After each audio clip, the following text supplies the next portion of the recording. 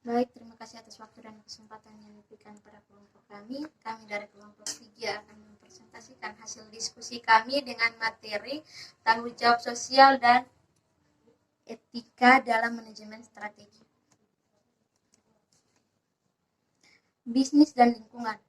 Organisasi seperti Kompronix hidup dalam sosial dan etika. Mereka hidup karena masyarakat atau karena segmennya membutuhkan produk atau jasa tertentu.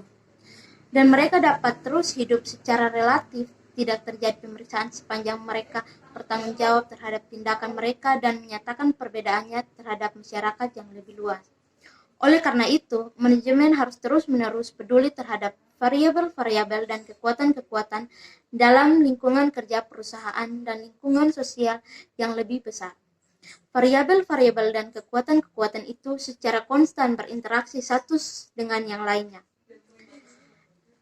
Dalam jangka pendek, kekuatan sosial berpengaruh terhadap keputusan dan tindakan organisasi melalui kelompok dalam lingkungan kerja. Dalam jangka panjang, organisasi juga mempengaruhi kelompok tersebut melalui aktivitas-aktivitas. Yang berikut, isu-isu dalam tanggung jawab sosial dan etika.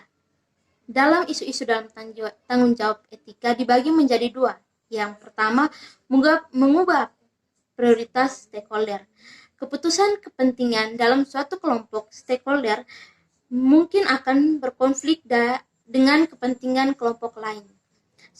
Sebagai contoh, keputusan perusahaan untuk menggunakan bahan mentah daur ulang dalam proses pemanufakturan akan berpengaruh positif terhadap kelompok lingkungan, tetapi berpengaruh negatif terhadap dividen pemegang saham. Yang berikut tindakan-tindakan tidak etis dan tidak legal. Beberapa perusahaan menggunakan tindakan-tindakan yang dipertanyakan, tindakan tidak etis dan atau tindakan tidak legal. Mereka menyatakan sisi gelap pembuatan keputusan perusahaan dan mendukung pihak-pihak yang menyukai peraturan-peraturan pemerintah dan kurang menghargai otonomi bisnis. Etika, pertanyaan mengenai nilai-nilai, dibagi menjadi dua, perbedaan-perbedaan budaya. Salah satu penyebab perilaku tidak etis adalah tidak adanya standar yang berlaku bagi seluruh dunia mengenai perilaku para pelaku bisnis. Norma dan nilai-nilai budaya berbeda-beda untuk setiap negara, dan bahkan antara daerah, geografi, dan kelompok-kelompok etis dalam suatu negara. Yang kedua, perbedaan-perbedaan personal, dibagi menjadi dua. Yang pertama, tahapan-tahapan perkembangan moral, yang kedua, nilai-nilai individual, dan yang ketiga, relativisme. Yang berikut pendekatan-pendekatan dasar terhadap perilaku etika. Dibagi menjadi tiga. Yang pertama, pendekatan peradilan. Pendekatan peradilan memasuki konsep keadilan retributif dan keadilan kompensasi. Keadilan retributif berarti hukum seharusnya sesuai dengan kejahatan. Keadilan kompensasi berarti kesalahan seharusnya diberi kompensasi sesuai dengan proporsi kerusakan yang terjadi akibat kesalahan tersebut. Yang kedua, pendekatan utilitarian. Tindakan dan perencanaan harus dinilai berdasarkan akibat dari tindakan tersebut. Orang diharapkan bertindak dengan cara yang akan menghasilkan keuntungan terbesar bagi masyarakat, menghasilkan sedikit kerusakan, atau hanya membutuhkan biaya terendah. Kelemahan pendekatan ini adalah kesulitannya mengenali semua keuntungan dan kerugian keputusan-keputusan tertentu. Yang berikut, pendekatan hak-hak individual. Manusia memiliki hak-hak dasar yang harus dihormati dalam semua keputusan. Keputusan harus berperilaku tertentu, harus dihindari jika itu mengganggu hak-hak orang lain. Masalah yang terjadi pada pendekatan ini adalah pendefinisian hak-hak dasar. Yang berikut, kode etik. Mengembangkan kode etik merupakan cara yang bermanfaat untuk mempromosikan perilaku etis. Sekitar separuh dari perusahaan di Amerika Serikat sekarang menggunakan kode etik. Sebagian besar manajer setuju bahwa kode etik perusahaan dan pelatihan mengenai etika dalam membantu mereka memahami isu-isu etika dan memengaruhi aktivitas keseharian mereka. Yang berikut, menyampaikan kritik pada etika. Karyawan mungkin tidak percaya bahwa manajemen puncak serius dalam serius dalam etika sampai mereka melihat kode etik tersebut dipraktikkan. Penelitian terhadap Champion International Corporation misalnya menunjukkan bahwa semakin rendah level hierarki, semakin sinis dan penuh permusuhan para pekerja terhadap kode etik. Seorang manajer melaporkan bahwa yang dipertimbangkan adalah apa yang dilakukan oleh perusahaan, bukan apa yang dikatakan oleh perusahaan. Yang berikut, tanggung jawab bisnis. Dari sudut pandang strategis, suatu perusahaan bisnis perlu mempertimbangkan tanggung jawab sosialnya bagi masyarakat di mana bisnis menjadi bagiannya. Sejarah bisnis dan masyarakat secara jelas menunjukkan bahwa ketika bisnis mengabaikan tanggung jawabnya terhadap stakeholder, masyarakat cenderung menanggapi melalui pemerintah untuk membatasi otonomi bisnis. Organisasi bisnis harus mengenali semua tanggung jawab sosial mereka. Jika mereka ingin mempunyai otonomi yang sama, penting pengaruh bagi efektivitas dan efisien organisasi. Yang berikut, 4 tanggung jawab sosial menurut Carroll. Antara lain, yang pertama tanggung jawab ekonomi, dan yang kedua tanggung jawab hukum, yang ketiga tanggung jawab etika, dan yang keempat tanggung jawab kebebasan memilih. Yang berikut, alasan-alasan untuk menjadi bertanggung jawab secara sosial.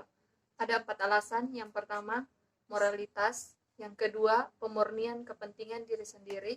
Yang ketiga, teori investasi. Yang keempat, mempertahankan otonomi. Pelayanan dan audit sosial. Meskipun ada banyak contoh mengenai perilaku yang tidak bertanggung jawab secara sosial yang dilakukan oleh eksekutif bisnis, tetapi tindakan yang bertanggung jawab juga terus terjadi. McDonald menonjol tidak hanya sebagai salah satu perusahaan yang lebih bertanggung jawab secara sosial di Amerika Serikat, tetapi juga sebagai perusahaan yang memiliki pengaruh penting terhadap masyarakat. Itulah contoh perusahaan yang mengikuti prinsip pelayanan untuk kebutuhan dan keinginan seluruh stakeholder. Audit sosial adalah proses yang digunakan untuk mengidentifikasi, mengawasi, mengukur, mengevaluasi, dan melaporkan akibat-akibat dari proses bisnis organisasi terhadap masyarakat atau segmen tertentu dari masyarakat yang tidak tercantum dalam laporan keuangan tradisional. Audit sosial merupakan cara untuk mengukur kemajuan perusahaan dalam mencapai tujuan sosial seperti menerima pekerja dari kelompok minoritas, menghilangkan pencemaran, meningkatkan lingkungan kerja. Yang berikut pendekatan 5 bagian yang diusulkan oleh Komite Amerika Serikat meliputi: yang pertama, program singkat seperti urusan konsumen dan alasan melakukan aktivitas tertentu dan bukan aktivitas yang lain. Yang kedua, laporan program-program spesifik dan program-program yang diprioritaskan untuk setiap rangkaian aktivitas. Yang ketiga, daftar tujuan untuk setiap aktivitas yang diprioritaskan dan deskripsi mengenai bagaimana organisasi mencapai tujuan-tujuannya. Yang keempat, laporan tahunan mengenai biaya setiap program dan aktivitas untuk suatu perusahaan. Yang kelima, ringkasan yang menggunakan ukuran kuantitatif jika memungkinkan mengenai tingkat pencapaian masing-masing tujuan sosial. Kesimpulannya, organisasi seperti Comtronics hidup dalam sosial dan etika. Mereka hidup karena masyarakat atau karena segmennya membutuhkan produk atau jasa tertentu, dan mereka dapat terus hidup secara relatif. Tidak terjadi pemeriksaan sepanjang mereka bertanggung jawab terhadap tindakan mereka dan menyatakan perannya terhadap masyarakat yang lebih luas.